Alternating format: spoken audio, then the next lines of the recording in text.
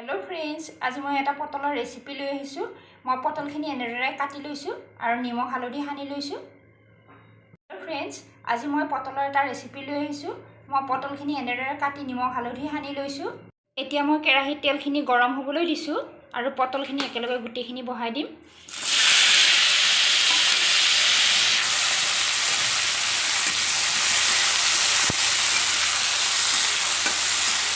কিছু সময় মই এনেদৰে লাৰি ঢাকনিখন দি দিম। গেছটো মই কমাই দিছো। এতিয়া মই ঢাকনিখন দি দিম। এয়া মই ঢাকনিখন গুচাই দিছো। এয়া এনেদৰে এনেকুৱাকৈ ঢিলা হৈ গ'লে হৈ যায়, ধুনীয়াকৈ কোমলি গৈছে। এতিয়া মই কেৰাহীৰ পৰা নমাই আনিম। ভাজি লোৱা পটলৰ কেৰাহীটোতে পুনৰ মই আকৌ দুটা পিঁয়াজ কাটি লৈছো আৰু এতিয়া তেলখিনি দি দিম।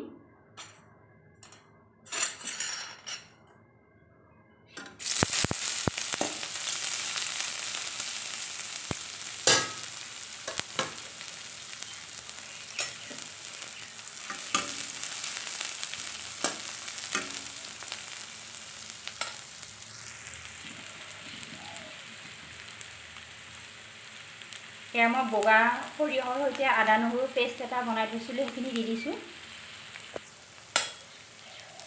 এনেদৰে অলপ মই ভাজি দিছোঁ।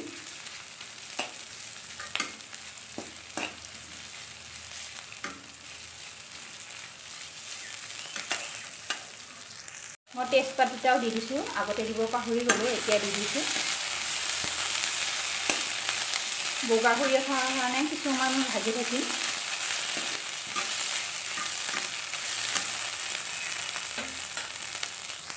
দুই মিনিটমান ভজাৰ পিছত মই ইয়াত ভাজি থোৱা পটলখিনি দি দিছোঁ।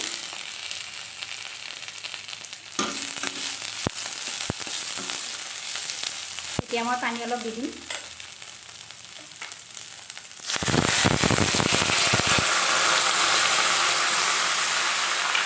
পানী বেছিকৈ দিব নালাগে। এতিয়া মই ঢাকনিখন দি দিম।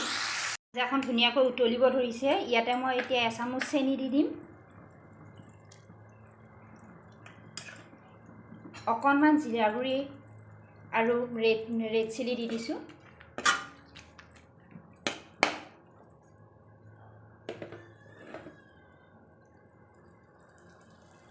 কিছু সময় এনেদৰে মই উতলিব দিম।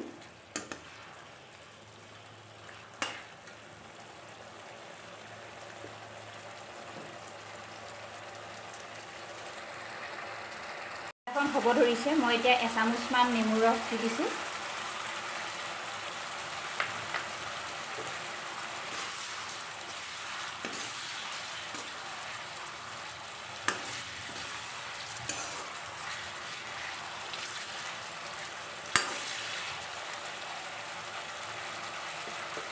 আঞ্জাখন হৈ গৈছে। মই এতিয়া গেছটো অফ কৰি দিম।